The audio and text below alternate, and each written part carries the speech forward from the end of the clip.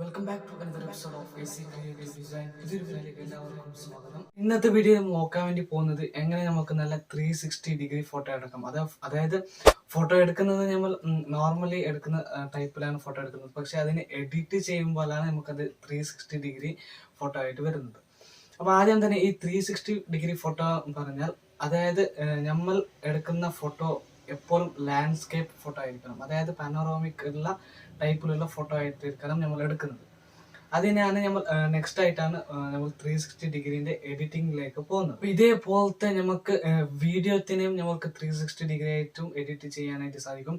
അതിന്റെ ഒരു വീഡിയോ ഞാൻ നെക്സ്റ്റ് ആയിട്ട് അപ്ലോഡ് ചെയ്യുന്നുണ്ട്. അപ്പൊ നേരെ വീഡിയോയിലേക്ക് പോകും.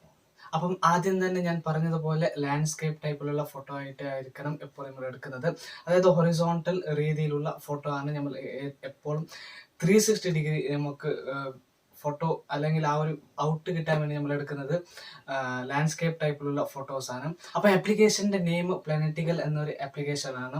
ഈ ആപ്ലിക്കേഷൻ യൂസ് ചെയ്തിട്ടാണ് നമ്മൾ ഇതേപോലത്തെ ഫോട്ടോസുകൾ ക്രിയേറ്റ് ചെയ്യുന്നത്. അപ്പൊ ആദ്യം നമ്മൾ ഈ ആപ്പ് ഓപ്പൺ ചെയ്തതിനു ശേഷം നമ്മൾക്ക് അവിടെ ഒരു ഇന്റർഫേസ് കാണാനായിട്ട് സാധിക്കും. അതായത് ചൂസ് എക്സിസ്റ്റിംഗ് അല്ലെങ്കിൽ take A photo. Take A photo എന്ന് പറഞ്ഞാൽ നമ്മൾ ഓൺ ദി സ്പോട്ടിൽ എടുത്ത് അതിൽ തന്നെ എഡിറ്റ് ചെയ്യുന്നതാണ്. ചൂസ് എക്സിസ്റ്റിംഗ് നമ്മൾ എടുത്ത് വെച്ച ഫോട്ടോത്തിനെ അപ്ലോഡ് ചെയ്ത് എഡിറ്റ് ചെയ്യുന്നതാണ്. അപ്പൊ ഞാൻ ഇവിടെ ചൂസ് എക്സിസ്റ്റിംഗ് എന്നൊരു ഓപ്ഷൻ ക്ലിക്ക് ചെയ്യാണ്. ക്ലിക്ക് ചെയ്ത ശേഷം നമുക്ക് ഏതാണ് ഫോട്ടോസ് വേണ്ടി ലാൻഡ്സ്കേപ്പ് ടൈപ്പിലുള്ള ഏത് ഫോട്ടോ ആണ് വേണ്ടത് ആ ഫോട്ടോ നമ്മൾ ക്ലിക്ക് ചെയ്ത് കൊടുക്കുക. ക്ലിക്ക് ചെയ്ത ശേഷം നമുക്ക് ആദ്യം തന്നെ അവിടെ 360 ഡിഗ്രി ആയിട്ടുള്ള ഫോട്ടോസുകൾ നമുക്ക് ക്രിയേറ്റ് ചെയ്ത് വരുന്നുണ്ട്. അപ്പൊ അത് വന്ന ശേഷം നമുക്ക് അതിനെ ഒന്നും കൂടി കസ്റ്റമൈസ് ചെയ്യാനായിട്ട് അവിടെ സൂം എന്നൊരു ഓപ്ഷൻ ഉണ്ട്. നമുക്ക് സൂം ഇന്നും സൂം ഔട്ടും ചെയ്യാനുള്ള ഒരു ഓപ്ഷൻ ഉണ്ട്. അതേപോലെ നെക്സ്റ്റിലായിട്ട് നമുക്ക് റൊട്ടേറ്റ് എന്നൊരു ഓപ്ഷൻ ഉണ്ട്. അതായത് നമ്മളുടെ ഫോട്ടോനെ നമുക്ക് റൊട്ടേറ്റ് ചെയ്ത് നമുക്ക് ഏത് ആംഗിളിലാണ് സെറ്റ് ചെയ്യുന്നത് ആ ആംഗിൾ സെറ്റ് ചെയ്യാൻ വേണ്ടിയിട്ട് നമുക്ക് റൊട്ടേറ്റ് എന്നൊരു ഓപ്ഷൻ കൂടി അവിടെ ഉണ്ട്. അടുത്തതായിട്ടാണ് ബ്ലർ. ബ്ലർ എന്ന് വെച്ചാൽ നമ്മൾക്ക് ഈ രണ്ട് ഫോട്ടോ നമ്മളുടെ ഹൊറിസോണ്ടൽ ആയിട്ടുള്ള ഫോട്ടോസിനെ നമ്മൾക്ക് അവിടെ ജോയിന്റ് ചെയ്യുന്ന സമയത്ത് അവിടെ ബ്ലർ ഫുള്ളായിട്ട് മൈനസ് ചെയ്താൽ നമ്മൾക്ക് അത്രയും കൂടി ഒരു ഫിനിഷിംഗ് ആയിട്ടുള്ള ഫോട്ടോസ് കിട്ടാൻ സാധിക്കുന്നില്ല.